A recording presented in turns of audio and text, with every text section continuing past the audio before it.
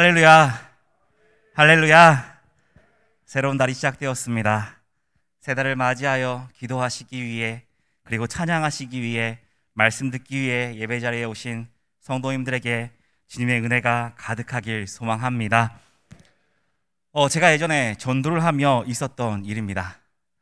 그때가 무더운 여름이었는데요. 햇빛 때문에 제가 나무 그늘 아래서 이렇게 전도지를 나눠주면서 전도를 하고 있었습니다. 그때 저 멀리서 한 어르신이 술에 취해서 비틀비틀 제 쪽으로 걸어오고 계셨습니다. 제가 그분을 바라보고 어떤 마음이 들었을까요? 두려운 마음이 들었습니다. 괜히 나한테 와서 시비 걸면 어떡하지? 다른 곳에 가서 전도를 해야 되나? 별의별 생각을 다 하고 있는데 그분이 제 옆에 딱 오더니 옆에 나무 그늘 아래 돌 위에 걸터 앉으신 거예요. 그래서 저한테 불통이 튈까봐 살짝 자리를 피했습니다. 다행히 그분은 저한테 관심이 없으셨어요. 그래서 그냥 조금만 피해서 그늘 아래서 이렇게 전도지를 나눠주며 전도를 하고 있었는데 그 술 취하신 어르신이 계속 마음에 걸렸습니다. 그래서 곁눈질로 계속 힐끔힐끔 쳐다봤죠. 그랬더니 어르신이 무슨 일을 하고 있었냐면 검정 봉지에서 막걸리를 꺼내가지고 막걸리를 이렇게 드시면서 라디오로 이렇게 라디오 노래를 틀어놓고 앉아 계시더라고요. 신경 쓰지 말자. 눈이라도 마주치면 시비 걸면 나 아무것도 못하니까 제발 조용히 좀 있다 가야겠다 라는 생각하면서 다시 이렇게 전도지를 나눠드리고 있었는데 계속해서 마음에 그 어르신이 신경이 쓰이더라고요. 어떻게 하지? 하나님께서 저분에게 나보고 저보고 저분에게 가라고 하시는 것일까? 그런데 좀 무서운데, 말 붙이면 시비가 걸릴 것 같은데, 이런 생각들이 계속해서 들었습니다. 그래서 하나님께 계속 마음속으로 이렇게 말했어요. 주님, 저보고 가라는 거예요? 가야 됩니까? 계속 마음속으로 하나님께 여쭤봤죠. 근데 하나님께서 계속해서 마음을 주시더라고요. 그래서 모르겠다, 한번 가보자 하고 그 어르신에게 다가갔습니다.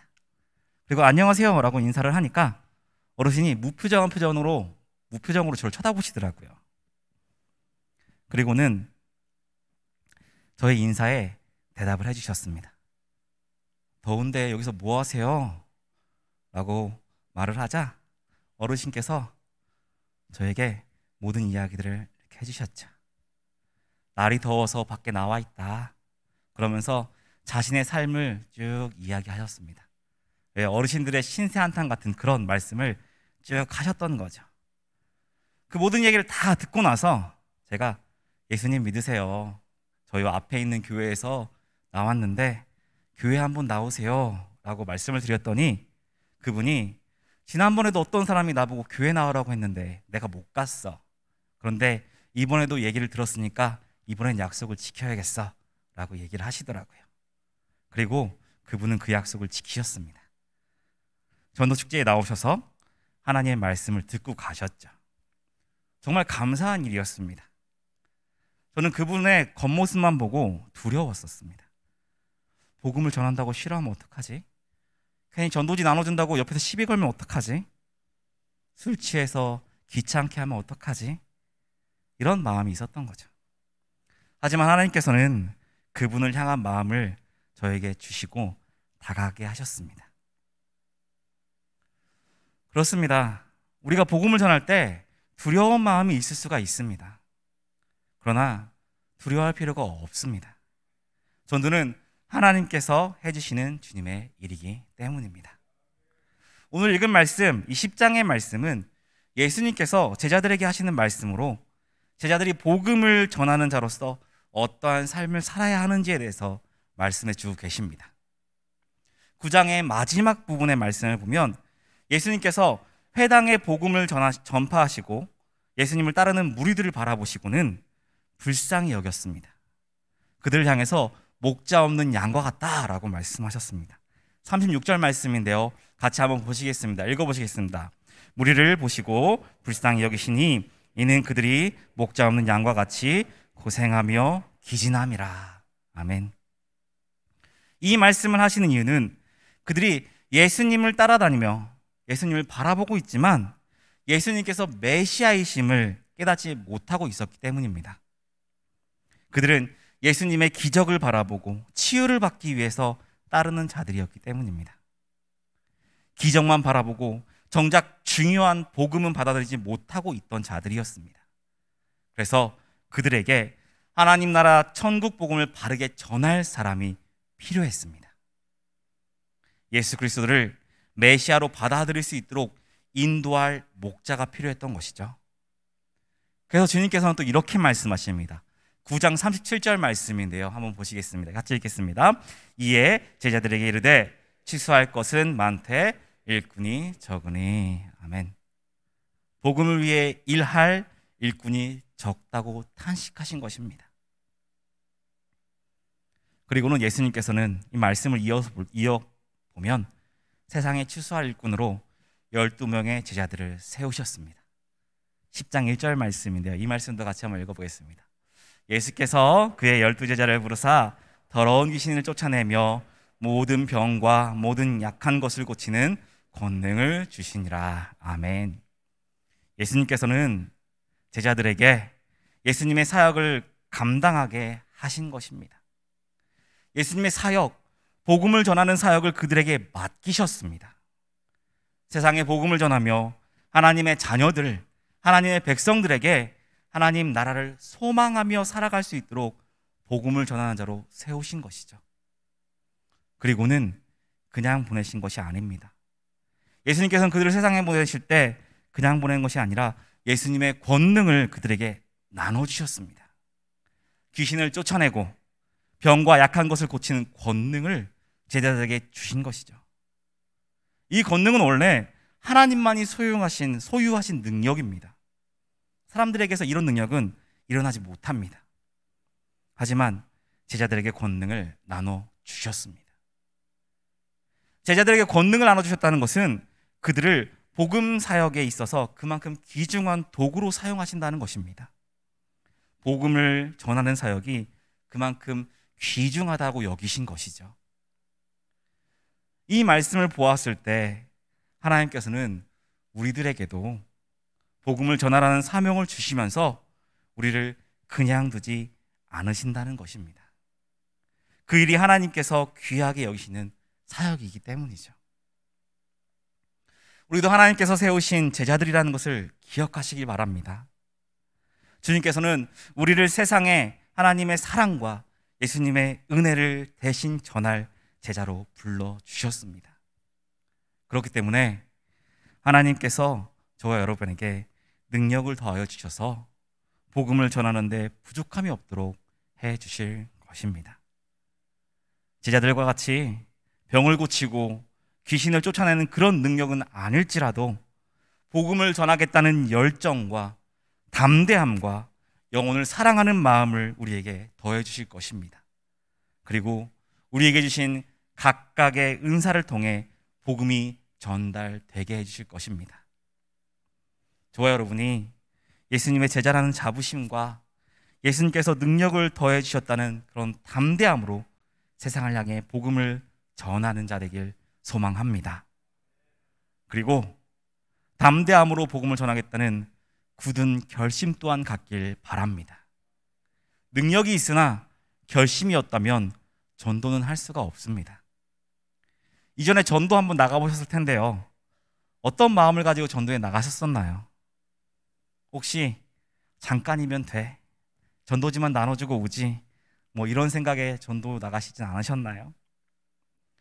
전도지를 들고 나가서 나눠주면서 복음을 전해야겠다는 그런 결심이 있어야 복음이 전파될 수 있습니다. 우리가 예수님의 제자로서 예수님의 사랑과 은혜를 전하는 제자라는 굳은 결심, 복음을 전해야겠다는 그런 결심이 있어야 복음을 전할 수가 있습니다.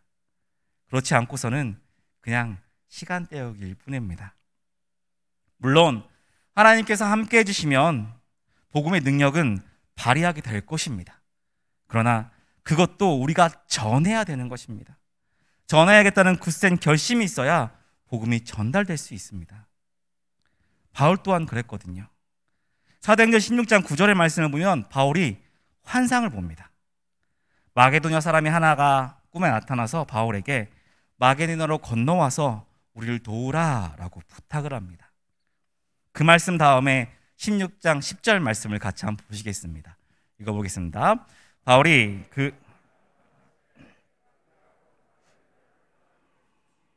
이는 하나님이 저 사람들에게 복음을 전하라고 우리를 부르신 줄로 인정하매로라. 아멘. 바울은 마게도냐로 갈 계획이 없었습니다. 소아시아로 가서 복음을 전하려고 했는데 하나님께서 그 계획을 바꾸신 거죠. 그런데 말씀에 바울은 마게도냐로 가기 위해서 힘썼다라고 말합니다. 그리고 하나님이 부르신 줄로 인정했다라고 말하고 있습니다. 그가 원하는 길이 아니지만 마게도냐에 가는 것이 하나님의 뜻임을 인정하고 그것에 가려고 힘쓴 것입니다. 내가 원래 원하는 길이 아니더라도 하나님의 뜻이기에 그것을 인정하고 따르기 위해 힘을 썼다는 것입니다. 아까 제가 그 어르신을 향해서 다가가지 않았다면 어땠을까요? 저 사람 술 취했으니까 내가 전한 복음 듣지도 않을 거니까 뭔가 문제가 일어나는 거 싫으니까 이런 생각을 하고 다가가서 말을 걸지 않았다면 어땠을까요? 그분이 복음을, 하나님의 말씀을 들을 기회를 놓쳤거나 혹은 그 기간이 더 길어졌을 수도 있습니다. 복음을 전하기로 했다면 힘을 다해 복음을 전해야 하는 것입니다. 굳센 결심을 가지고 그 일을 감당해 나가야 하는 것입니다. 그때 복음이 전달되고 주님의 역사가 일어나는 것입니다. 저와 여러분의 마음에 하나님께서 제자 삼아 주셨고 능력을 더해 주셨다는 그런 담대함과 복음을 전하겠다는 굳센 용기와 결심이 가득하길 소망합니다. 그런데 말씀을 보면 예수님을 전파하는 일에 대해서 순조롭지만 않다는 것을 볼 수가 있습니다. 아까 제가 말씀드렸던 것처럼 복음을 싫어하는 사람을 만날 수도 있기 때문이죠. 전도용품을 아예 거부하는 사람, 복음이라는 말도 꺼내지 못하게 하는 사람, 심지어 욕을 하는 사람들 경험해 보셨나요? 어떤 분은 제가 청바지에 티셔츠를 입고 전도를 하니까 제가 목사인지 모르고 저한테 젊은이가 벌써부터 그런 데 빠지면 안 돼, 시간 낭비야 라고 걱정해 주시더라고요. 차마 저 목사인데요 라고 말도 못하고 그냥 웃으면서 네, 예수 믿으세요 라고 말씀드렸었습니다. 이렇게 복음을 전하는 것이 참 어렵습니다. 복음을 전하는 길이 핍박의 길이라는 이것 예수님께서 알고 계셨습니다. 예수님은 10장의 전반부에 복음을 전하는 자들이 어떻게 행해야 되는지 말씀해 주시면서 복음을 전하는 제자들이 세상에서 환영받지 못할 것이라고 말씀하셨습니다. 22절 말씀을 같이 한번 보시겠습니다. 읽겠습니다. 또 너희가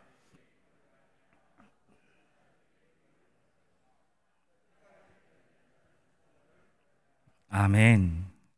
예수님께서는 제자들이 복음 사역으로 인해서 고난받게 될 것이라고 미리 말씀하셨습니다. 16절부터의 말씀을 보면 먼저 하나님을 믿지 않는 불신자들이나 복음의 적재자들이 제자들을 공회에 넘겨 채찍질 당하게 될 것이고 예수 그리스도로 말미암아 총독과 임금들 앞에 끌려가서 심판받게 될 것이고 제자들은 예수 그리스도의 이름으로 인하여 모든 사람으로부터 미움을 받게 될 것이다 라고 예수님께서는 제자들에게 말씀하셨습니다.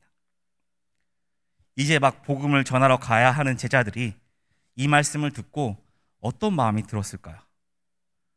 두려운 마음이 생기지 않았을까요? 여러분이 전도하러 나가야 되는데 제가 여러분에게 지금 나가면 여러분 복음 때문에 맞을 거예요. 여러분 지금 복음 전하면 붙잡혀 갈 겁니다. 모든 사람들이 복음 전하는 여러분을 미워할 겁니다 라고 말하고 전도하러 갑시다 라고 말하면 어떤 마음이실 것 같아요? 저는 두려운 마음에 나가야 되나? 한번 고민하게 될 것 같습니다. 전도하겠다는 마음이 사라질 거예요. 주님께서 열정을 가지고 복음을 전하려는 제자들을 향해서 이렇게 두려움 말씀하신 이유가 무엇일까요? 그 이유는 제자들을 대비하게 하려고 하시는 것입니다. 16절 말씀에 이렇게 되어 있습니다. 16절 말씀 보시겠습니다. 보라, 내가 너희를 보냄이 양을 이리 가운데로 보냄과 같도다 라고 말씀하시죠. 제자들은 양과 같이 연약한 사람들입니다. 하지만 이렇게 연약한 그들이 세상을 향해 복음을 전하러 나갈 수밖에 없습니다. 왜 그들이 나갈 수밖에 없을까요? 예수 그리스도의 복음을 바르게 전하기 위해서, 바른 복음, 바른 믿음을 가진 제자들이 필요했기 때문입니다. 바른 복음을 전하는 것은 그들만이 감당할 수 있는 일이기 때문이죠. 양과 같이 연약한 제자들이 복음을 전해야 하는데 어려움을 당해서 복음 전하는 것을 멈추지 않도록 미리 고난을 이야기해 주신 것입니다. 그것을 알게 하심으로 담대함으로 세상을 향해 나아가고 계속해서 그 사역을 감당하게 하시기 위해서 말씀하고 계신 것이죠. 그리고 그것뿐만 아니라 그들에게 위로와 소망을 주시기 위해서 말씀하신 것입니다. 너희들 어려움은 당하겠지만 내가 함께 한다는 것을 잊지 말아라 라고 말씀하기 위해서입니다. 말씀이 좀 길겠지만 18절부터 20절 말씀까지 우리 같이 한번 읽어보겠습니다. 18절부터 20절입니다. 또 너희가 이는 그들과 이방인들에게 증거가 되게 하려 하심이라. 너희를 넘겨줄 때에 어떻게 또는 무엇을 말할까 염려하지 말라. 그때에 너희에게 할 말을 주시리니 말하는 이는 너희가 아니라 너희 속에 말씀하시는 이 곧 너희 아버지의 성령. 아멘. 색시질 당하고 총독들과 임금들에게 너희들이 끌려가겠지만 그것은 이방인에게 복음을 전하는 일이 되게 할 것이고 그 어려움을 피할 수 있는 길을 알려주겠다라고 말씀하십니다. 그리고 22절 말씀을 다시 한번 보시면 이렇습니다. 제가 읽어드립니다. 또 너희가 내 이름을 말미암아 모든 사람에게 미움을 받을 것이나 끝까지 견디는 자는 구원을 얻으리라. 아멘. 고난을 끝까지 이겨내고 복음을 전하는 자들에게 구원을 얻게 해주시겠다라고 말씀하십니다. 그러니 두려워하지 말고 이리 가운데로 나아가라라고 말씀하십니다. 성령님께서 함께 해주셔서 복음을 전할 수 있도록 도와주시겠다라고 말씀하십니다. 제자들은 성령님께서 함께 하시기 때문에 복음을 전하기 힘든 세상을 향해서 복음을 들고 나아갈 수 있었습니다. 주님께서는 우리에게도 말씀하십니다. 복음을 전하러 나가라. 너희가 가지고 있는 복음, 악으로부터 물들지 않고 흔들림 없이 굳건히 서 있는 그 믿음, 그 위에 새겨진 바른 복음을 세상에 전하라 라고 말씀하십니다. 그렇기에 우리는 세상을 향해 나아가야 합니다. 복음은 찾아가는 것입니다. 가만히 있는다고 복음이 그냥 오는 것이 아니죠. 왜냐하면 죄인들은 복음을 찾아오지 못하도록, 죄가 복음이 찾아오지 못하도록 막기 때문입니다. 은혜의 길을 거부하고 그 길을 벗어나려고 하지 그 길을 찾아오진 않습니다. 그렇기 때문에 복음을 가진 우리가 그곳을 향해 가야 하는 것입니다. 하나님께서도 우리를 찾아오셨습니다. 주님 품에 우리를 안으시고 벗어나려고 하는 우리들을 끝까지 잡아주셨습니다. 주의 길을 가지 않으려는 우리에게 찾아오셔서 우리가 주님의 길을 갈 수 있도록 인도해 주셨습니다. 그리고 우리를 만나 주셨습니다. 그것이 우리에게 주어진 은혜 아닙니까? 그래서 우리도 찾아가야 하는 것입니다. 그리고 예수님께서도 찾아가셨기 때문에 우리도 찾아가야 합니다. 말씀을 보면 예수님의 공생의 사역 동안 그 사역들을 보면 예수님께서는 한 곳에 머물러 계시지 않고 계속해서 찾아다니셨습니다. 연약한 자, 가난한 자, 죄인들을 찾아다니시면서 그들에게 복음을 전하셨습니다. 그래서 우리도 복음을 들고 찾아가야 합니다. 하나님을 알지 못하고 예수님을 믿지 않는 자들을 찾아가야 합니다. 그때 복음은 전파되는 것입니다. 그리고 아까 말씀드렸던 것처럼 우리가 바로 바른 복음을 가진 예수님의 증인이라는 것을 기억하며 나가야 하는 것입니다. 증인은 눈으로 본 것을 말하는 사람들이죠. 우리는 성령 안에서 예수님의 구원을 경험한 사람들입니다. 그러므로 그 경험을, 예수님의 은혜와 사랑을 그들에게 증언해야 하는 것입니다. 이사야 43장 10절 말씀을 보시겠습니다. 같이 읽겠습니다. 나 여호와가 말하노라.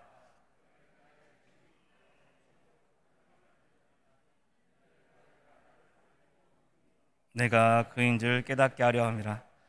나의 전에 지행을 받은 신이 없었느니라. 나의 후에도 없으리라. 아멘. 하나님께서 이스라엘 백성을 증인으로 삼고 종으로 택하셔서 세상이 하나님을 알게 하신다라고 말합니다. 이스라엘 백성들을 하나님의 증인으로 세우셨다는 것입니다. 예수님께서 이와 같이 말씀하셨습니다. 사도행전 1장 8절입니다. 한번 말씀 보시겠습니다. 제가 읽어드리겠습니다.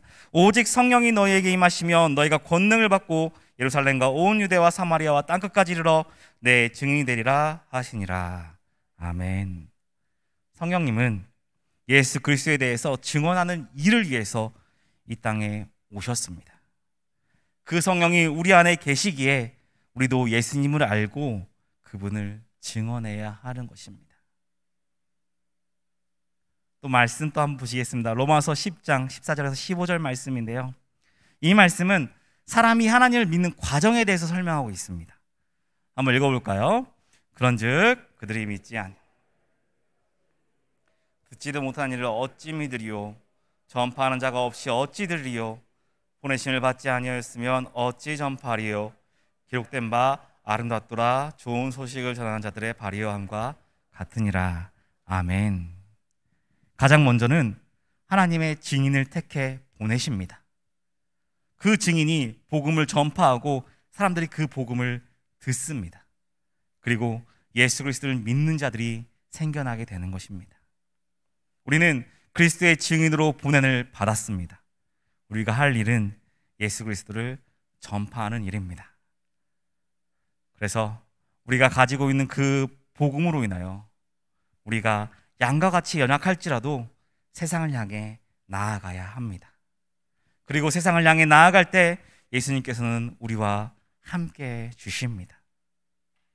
세상을 두려워하지 말아라. 내가 너와 함께 할 것이다. 성령이 너와 함께 할 것이다. 어려운 일을 당할 때에 길을 열어주고 힘을 주어서 이겨내게 할 것이다 라고 주님께서는 말씀하십니다. 그리고 모든 고난을 당하면서 그것을 이겨내고 복음을 전한 우리에게 큰 은혜를 내려 주십니다.